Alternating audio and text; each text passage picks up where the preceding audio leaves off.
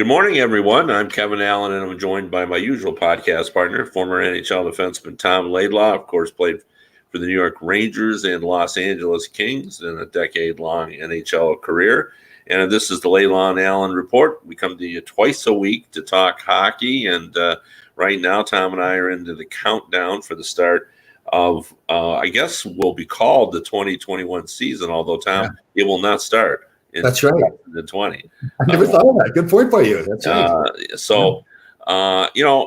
Right now we're hearing that it isn't any closer to making a deal.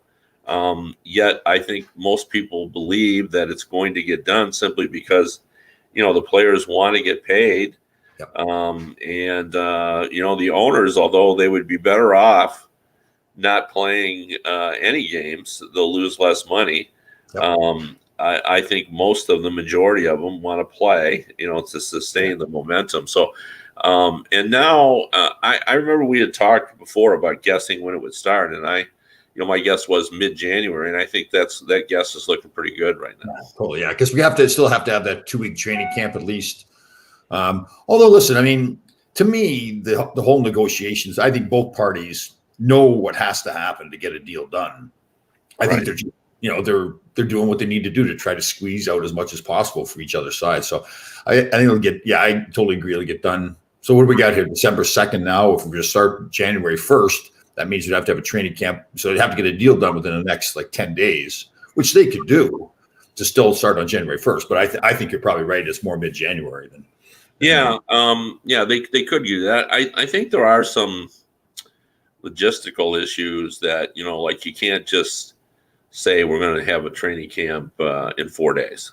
Right. Don't you think they've already worked on that stuff? They have, but it's still, I don't know. I don't really, it's not like I've done any investigation on this, but it's always my assumption that it takes time to get things rolling, training camps and stuff. Right. And, you can't just say, well, we're going to have, reservations has to be made, have to be made. You got to make sure everybody can, get there that needs to be there. That's set up for the physicals and and they think about the guys if they go into Canada, if they have the Canadian teams, people have to quarantine now once they get into Canada if they're coming from outside of Canada. So right. I mean that's you have to have that 14 days there to get that done. So. Yeah, it's going to be messy. I hope I sound okay. I never thought I'd say that I'm glad to have a bad cold, but, I'm glad to have a bad cold because it could be worse. Right. When I first started getting sick, I went, uh-oh. And, listen, people are picking on me already too. Listen, you need a tree behind you like Kevin. So I think, what it is, Kevin, you put the tree up there to make me look bad, right? I mean, you could have told me you were putting a tree up there and I could have. Well, if I was Ron Greschner, the answer to that would be yes, but I'm not. I don't. I don't have that. It's funny. You had mentioned to me before the kind of relationship that you and Ron have in terms of jabbing each other, which is real common. For people who play on teams, and the two people that I remember most who are like that, who I've known covering the league, were Ron Wilson and Brian Burke, who are the best of friends.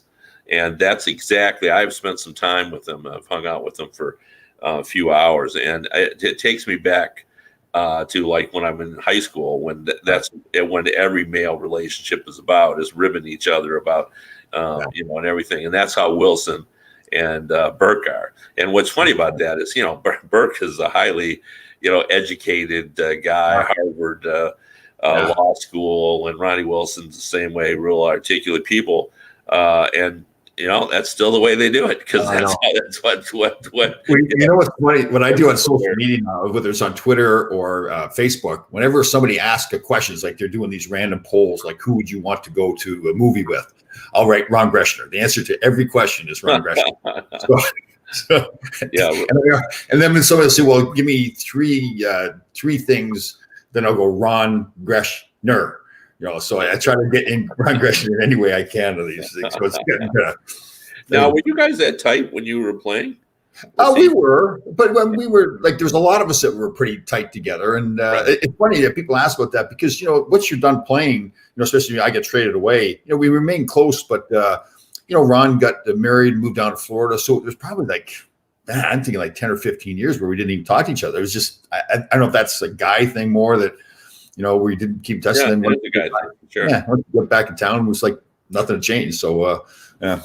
It's great to have people where you can sort of have pick up and have history. On social media just recently, there were two people that I knew from working at the college paper that I did, the Eastern Echo and Eastern Michigan University, and they somebody wished someone a happy birthday and said some word that I never heard of, a made up word, and I wrote, I said I have no idea what that word means or what it's about, but it made me smile because the three of us all have history, and that's all that mattered to me. I looked at that and I laughed. I didn't know, had no idea what it meant, but just the fact we have history, and I think that's why people can pick up like that. When you get back, and it's the same thing if somebody calls me and they start out saying, "Hey, KA," I know that's somebody from college because that's what in college, that's what people call me. That's right. You're right too. It is that history, right? That it doesn't matter. Yeah. I think now as we're talking about it, I think of the John Walt Kyle, the Kyle brothers up at Northern Michigan University, and I'll never forget the time they had the car. I think I've told the story too. They had the car, but we would take turns filling it up with gas because we'd all be driving together to the class and practice and wherever we're going. And one day, I'm pretty sure it was Walt, the oldest brother. We ran out of gas and it was his turn to fill it up. And for whatever reason, he wouldn't do it. So we ran out of gas on the side of the road up in Northern Michigan. And it wasn't too cold, but the gas station was like a quarter of a mile down the road. The three of us sat there for hours. Three of us was so stubborn, nobody would get out to get the gas. And it became just hilarious because we were laughing in the car, nobody moved. So it was pretty cool. Those are always great memories. Another thing I would talk about, getting back to the hockey, I did my podcast, the hockeydebates.com podcast that I do with Bob Duff on Tuesdays and Thursdays. Bob, of course, is the former Windsor Star columnist, one of the leading hockey historians out of Canada. And we had Jan Levine on, who works for Hockey Buzz. And Jan writes about the Rangers. Right. And we got into a discussion, and I thought it was really interesting. Jan had a pretty good feel for who had benefited from Quinn's coaching in New York and who maybe probably suffers from it. By suffering, I mean doesn't enjoy it. Quinn. I bet you I know who he said. Well, and I do want to get into that with you because I know you know the Rangers team pretty well as well. Right. But I also wanted to get you to talk about all the coaches going back to junior hockey and stuff, and that experiences, and whether it's hockey is such a unique sport because in baseball, like the manager, either you play or you don't play, and in basketball there's just fewer people, so the five top players sort of everybody identifies them, and you know what it is. And in football, 22 players. Split up the time. It just depends on who's on the field there. But in hockey, the difference between, being on the power play and not being on the power play, the difference between playing 19 minutes and 12 minutes, that's all on the coach. Right. And so my argument has always been that that a player's career in hockey, now obviously it's all about how you play. Right. But I think it depends who's behind the bench as well, and what style they want to play and whether you can play like that. And I think more so than any other sport. So anyway, let's start with, Ranger guys. Give me your guys that you think have benefited. And Zibanejad to me has benefited the most of any player. He's a good player before. He's now, to me, he's like another Patrice Bergeron up in Boston now. We're getting close to that. And I guess the guy that's likes it the least, I'm going to say Buchnevich. Yeah, that's what for sure. He just hasn't blossomed. DeAngelo, I think, started out in the doghouse, but then really benefited from Quinn. I mean, under his tutelage, he's become a guy, the man. Yeah, oh, definitely. Yeah. But it's interesting. Now you get me thinking too, because I think back to, so there's different levels to me. Like you go to a junior league or college where, in college they still want to win, but there's, the coaches want to develop players too, right? They want to be known as good. So it's easier to recruit players now because they say, well, that player really developed there. And I know for me and my junior coach, he really believed in me and he really helped me develop. Like I was one of the youngest guys on my junior B team. And I tell a story all the time about, he saw something in me and knew one of the things I had to work on was my breakout passes. I was lazy getting back in a own zone, and we would do breakouts. I'll never forget every Wednesday night. And it seemed like he would yell at me for a straight 20 minutes. I know it really wasn't the fact, but I would get like sick to my stomach because I think, oh God, he's going to be yelling at me all the time because he wanted me to skate as hard possibly can back to get the puck, look and see where the breakout pass should be. Once I get there, the good, strong breakout pass. And, I was dogging it at first. I wasn't going back hard enough. And he would yell and yell. And I got to be so good at that, Joe. And that was something that helped me so much in my career because now going forward, now with pro coaches more, yes, they want to develop, but they want a player that fits a certain role for them, right? So I was that guy and part of it was being able to get out of our zone quick. I would get back quick, make the good first pass. Like it was just, now like a coach would say, okay, I know what I've got in Tom Laidlaw. This is what he's going to do. He's going to do it 99% of the time. That good breakout pass. He's going to play the body. He's going to clear the front of the net, all the things that I was good at doing. And I think that's where, like you said, ultimately the coach makes the decision on the ice. But you're right. If you fill a role for that coach, then you will get the ice time. If you're not filling a role for the coach, or if you're not consistent in the way you're doing it, you're not going to get as much ice time. So yes, you're right. It is ultimately the coach that makes the decision who gets the ice time. But you mentioned it, the player still has to perform. And it doesn't mean that you have to be the best player on the ice. It means that you have to fill a role for that coach. And that was the thing, like with Herbie Brooks, for me, I filled a role for him. And there was other guys that were better players that maybe didn't play as much because they didn't fill a role for him, or that role was already gone. So you're definitely right. It's, the coach plays and it's a pro coach. There's some coaches, I got along with most of my coaches, some of them, Tommy Webster at the end of my career, and I was hurt and, wasn't playing as well, but he and I didn't see eye to eye as much. And, really affection in a lot of ways, the ice time, feeling, contributing to the team as much, all those kinds of things. And confidence, I'm sure confidence. Yeah.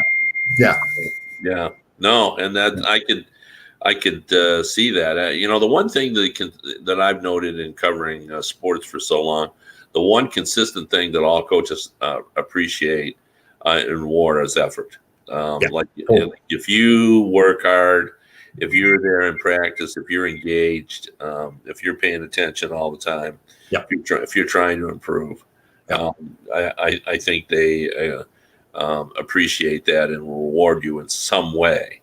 They're not going to give a 12-minute player first line time, but like Nick Vitillo and Herb Brooks was a good example. Like Nick was not there to be a skilled player. Nick was there with a purpose. He used to stick up for his teammates and fight, but Herbie just loved Nick because he played with so much passion.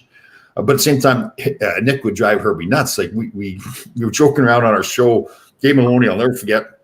We were partners at the time, and at Madison Square Garden, like Herbie always wanted a player like Nick to have the puck moving forward. Now other guys like Mark Pavlich and other things, they could swing around and everything, but he wanted Nick to get the puck and move forward. So, but at Madison Square Garden especially, because Nick was such a favorite of the Madison Square Garden crowd, we would pass it to Nick up on the sideboard at the red line. Nick would inevitably turn back in his own zone and get the speed going and everything. And the crowd would be going nuts. They're screaming, yeah, Nicky. But Herb was screaming. Herb would get so mad behind the bench. He was spitting mad.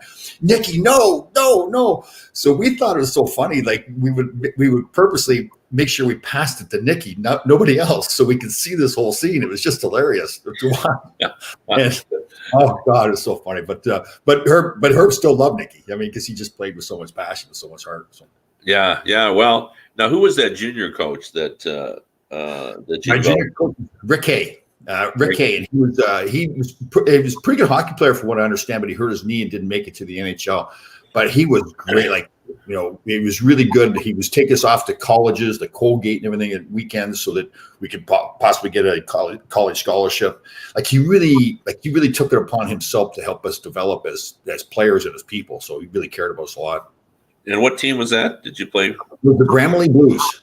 So my hometown, that's where I was, Brampton, but I would play because I was out on the farm. I didn't play for the city of Brampton. I played for the Bramalea teams. And so the junior team, I think, started in 1974 or something like that. And I think my first year was 1975. So I was the young local kid. And I played, I was 15 years old, playing against guys that are 19, 20 years old. And he really, he took it upon himself to really, and he did. He made a huge difference in my life and my career. Because, and again, he was hard. Like I said, he would scream at me at these breakouts, and I just hated it. I remember I would literally feel like I was getting sick to my stomach. It was so nerve wracking. I was this young kid off the farm, and there's these older guys, and I'm getting singled out and getting yelled at. But looking back at it, if he didn't do that for me, I mean, it really would have lessened my chances of being a player in the NHL. So. Well, you ended up captain at Northern Michigan, so I'm assuming you and Rick Comley got along great. Yep. But he probably lost quite a bit of hair because of me as well. Yeah. You're even now, so. That's right. They got me back. Oh, man, because, we all, my first year, this story, my first year at Northern Michigan was the first year they had the hockey program. So we're all freshmen. And, we're just, a bunch of mudheads from Canada, from Minnesota, from, I think there's a few from Michigan. And we were just, first time away from home for all of us. So we just thought, wow, this is great. We just did whatever we wanted to do. It was great in a lot of ways, though, too, because, I became a 4-year captain, which hardly ever happens. We get there's no upperclassmen, obviously, to play behind. So we all got to play. So as far as me and my development, I didn't really know what I was getting myself into, but it was a great thing, too. But Rick was different in that I think it's like you mentioned the captain thing. Like he really gave me the leeway to be a leader, to learn how to be a leader, because I really wasn't that good at it my first couple of years. I didn't know what I was doing, didn't know how to speak to the team and everything. But by the time my senior year came around, he'd really given me that opportunity to really become a leader and given me that role. So it was good.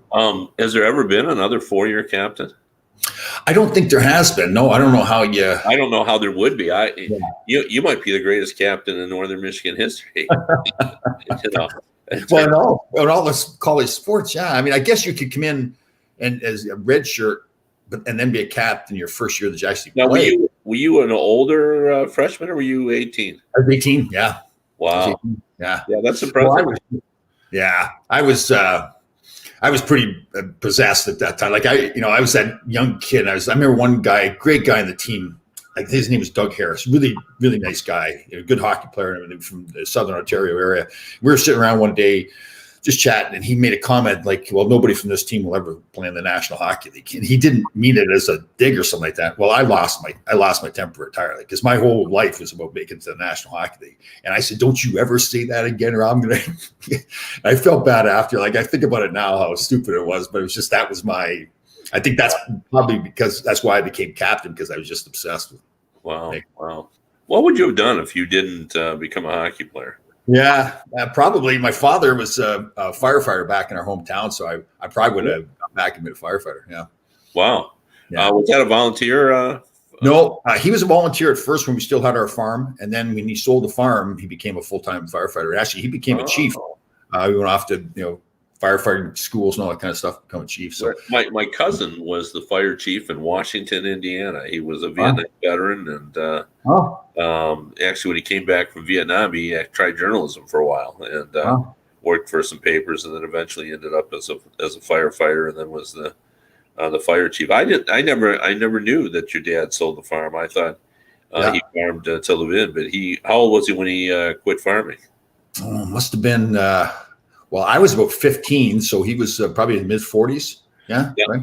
Yeah. Now, have you been back to your farm? And I have driven by. It's been a few years, but some people have sent me pictures of it. So it's changed so much now. All the land's developed around there. It's interesting. I do that show on Thursdays with that Elaine from Survivor, and one of our followers. We call him our genealogist. He's an amateur genealogist. So he did research and we went back, because I never bothered to find out how we got the farm, how far back it went. But I guess about like 125 years ago, my relatives were living in England, and they had a program there. There wasn't enough jobs, so they had a program, and Canada was a colony of England at that time. And they said, if you go over to Canada, we'll give you 100 acres of land, but you have to volunteer to be on the Canadian militia in case there's any wars or anything going on. So that's how our farm came about. They were given that by the British government. Wow, man! Every time we talk, I learn something new about you. Yeah. Well, it's interesting for me that I didn't bother to ask. So yeah.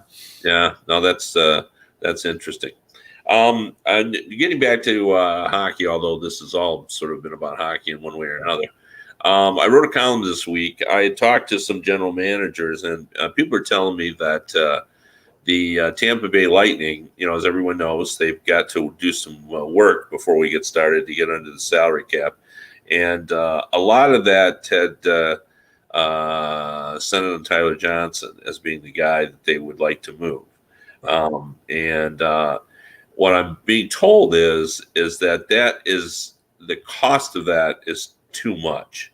Like teams don't want that fourth year on Tyler Johnson's contract. That seems to be a deal killer, and they're demanding way too much. And what Tampa Bay general manager Julien Brisebois has said is, look, we're not giving up our top prospects to get you to take this contract. In other words, Cal Foote is not going anywhere.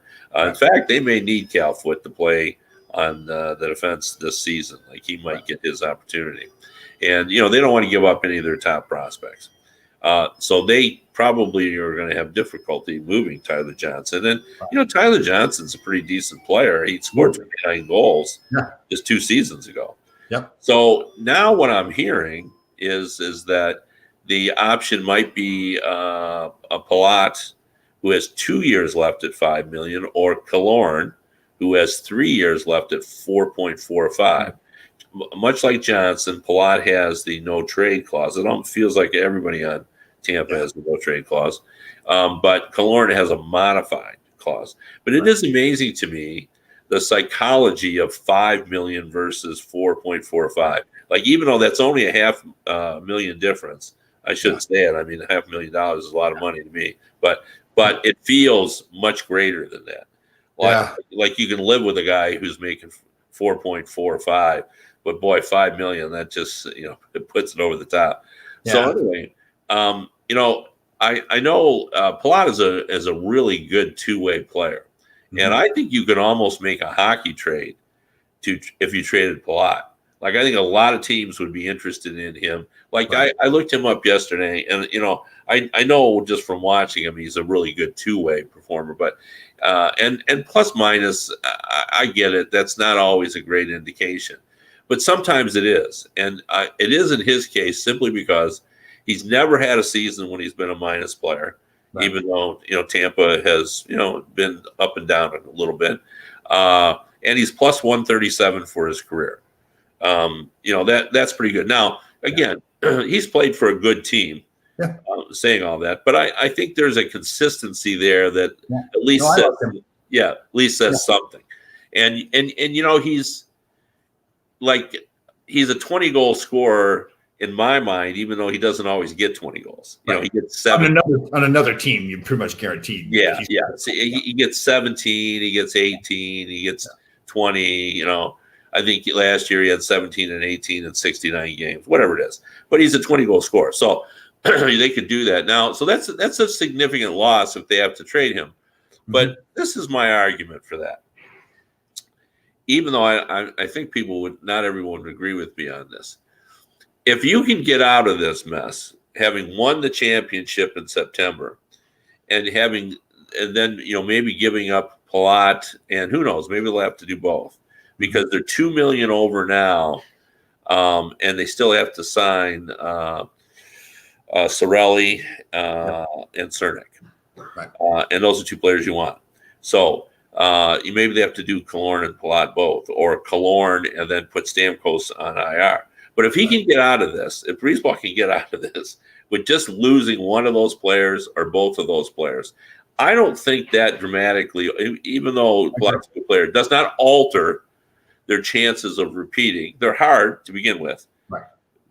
And you want to preserve your younger players because we've seen what's happened to Chicago and LA. Yeah. But I was just going to mention Chicago. Remember when they won their first cup? Right. They ended up having to trade. Was it Dustin Bufflin? Yeah. and then they went and won the cup. What, 2 years later, right? Yeah, they did. So yeah, see, to me, you keep that core. See, what I like now that's happened in Tampa, and that was what happened in Chicago, was they kept the core guys together, the Taves and Kane and Duncan Keith and Seabrook, and they're going to do the same thing here in Tampa. And then, yeah, you've got that. To me, that's just perfect. You've got to move some of those guys out, and now you've got young guys coming along that are making less money. So to me, yeah, I agree with you totally. I don't think you've torn apart the team if you give up Killorn and Johnson or Plot. I need two of those three guys. I think you're maybe not as good, but I think you built that culture now, that winning culture. That's the thing that I'm really impressed with. Yeah, like I think you go now. Again, you got to get the players to agree to go. Yeah. But if you're going to Columbus, who has money, and they're looking for one more forward, or Nashville, who really needs two more forwards and they have money, it's not like they're asking you to go to Ottawa or Detroit. Right. And here's the thing you got to remember. No state tax in Florida, right? Right. So those guys are taking a pay cut. They're going to waive that. They're going to say, yes, I'll get traded. I'm taking a pay cut. Man. Yeah. I guess the choice is if you feel like you're not wanted there, but that's not the case. That's the other thing. Do you really want to play if they try to trade you? Yeah. But it's not like they're trying to trade you because they don't want you. They're trying to trade you. Yeah, but still, right? They could choose other players and they chose you. Yeah. So, but anyway, I've also been hearing that, and I think this is not a surprise because we've talked about this, that Hoffman may have to go the Taylor Hall route with a 1-year deal. And Nashville maybe a team that would step up, but he's not going to get big dollars. I'm hearing the $5.5 million range, which is really where he was at. Right. I think those two guys, Hall and him, are in the same category in that they've shown that they've got a lot of potential, but they just haven't always done it. It's been up and down, right? So why, in these tough times to lock into a long-term contract with those guys? I think Hall was smart. He got $8 million a year too. It's not like he's hurting, and go out and play great. And then you're back at the table again, getting that 6, 7, or 8 years. So, well, to me, I was thinking too, with regard to, Palat, like, I've heard and read that that Columbus is looking at Granlund, and to me, I'd rather have Palat. Yeah, totally. Yes. Now that I think about it too, I brought up the state tax and taking a pay cut, but you're right. I mean, Palat as much as it's been great, he's on a Stanley Cup winning team individually. If he went someplace else like Columbus, he'd play a bigger role in Columbus than he's going to play with Tampa, right? So in some ways, you say, okay, yes, I'm taking a hit because of state tax, but if I go play better in Columbus and have success there, then I'm 2 years, I'm back negotiating a new contract too. So, right. Yeah. Right. And I don't know, I do think, and I'd love to get your opinion, but it's been my impression that since we've had the introduction of salary cap and we've had parity, it's become much more difficult to answer the question of, who are the real contenders.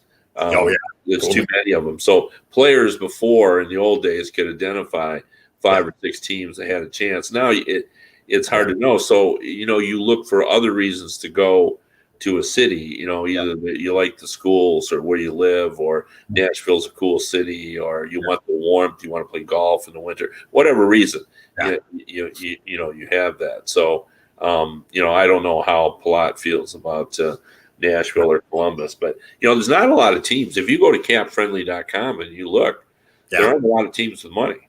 I know, really. That's very true. Yeah, probably a third of the teams have money that they could, some money. The rest of them are right up against the cap or close to it. Yeah, for sure. And only Columbus and Nashville, can really take in a significant. Like a team like LA's got lots of cap space, and I know they're a long way from winning. They got some older guys there they want to get rid of, but why not a Johnson in a place like LA? I guess it's I mean, they could absorb. That's a piece that I'd say. I mean, that's a top 6 forward that we're now adding. They can take them, but they don't want. They're trying to save their money for their players that they're building with. Is Johnson really going to be part of a rebuild? How old is he? 30-ish. Oh, he is that high? Okay, yeah. I thought he was closer to 25. But if he's at 30 years old, then that's you're right. Well, let's look it up. I mean, I could be wrong. The thing about And I like it too. Like, yeah, he's played. There's sometimes he's been one of their best forwards there in Tampa Bay.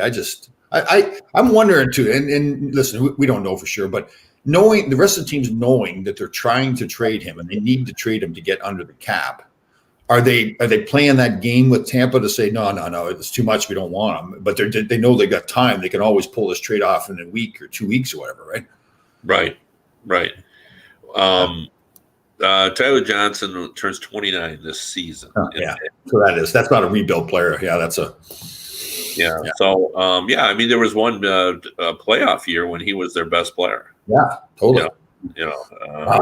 I get it. He's older. He's got the 4 years on his contract, but man, that's still. I mean, it takes him to 33 years old. It's not like he's an old man at that point. But but the thing about it is they want so much. Right. To take a 4-year contract, and I mean, I think literally people were asking for Cal Foote, and I just don't think they want to do that. They want to, and I believe that he'll have to play this year.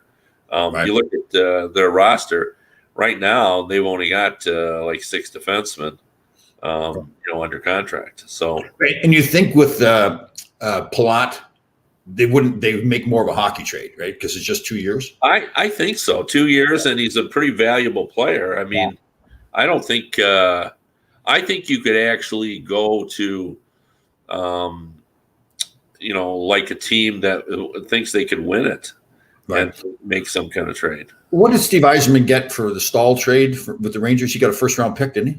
No, I got a second-round pick. Second-round pick, okay. Yeah.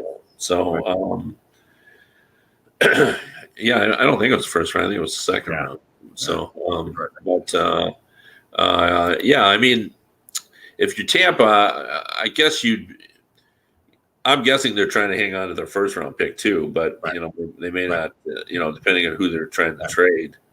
I guess, you got to say to yourself, for Tampa, I mean, you've got to maximize this window that you've got, right? You've just won a cup and potentially win. Who knows how many cups they could win. So, well, I got to believe that Brisebois has a deal he knows he can make. Yes. We're too close to the season. Right. I think he's just looking for a better deal. Right. And on that note, were you the one that told me that the rumor was about Marc-Andre Fleury going back to Pittsburgh?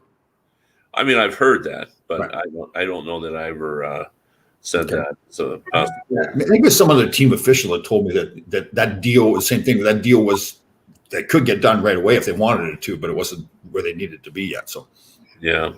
Anyway, there's just no way Vegas can go into the season with all that's happened with Marc-Andre Fleury in that locker room. For sure. Yeah, I know. It's been that's been that whole. I don't know what's going on there. Yeah, I'm a big as you are a big believer in George McPhee, but it isn't all George now. No. George is upstairs and. It's McCrimmon who's. And I had heard some criticism of the way McCrimmon has handled himself, but that's other GMs too. But who knows? Yeah, for sure. Well, anyway, we appreciate everyone tuning in, and we'll be back again next week to talk more hockey. See you on Monday, guys.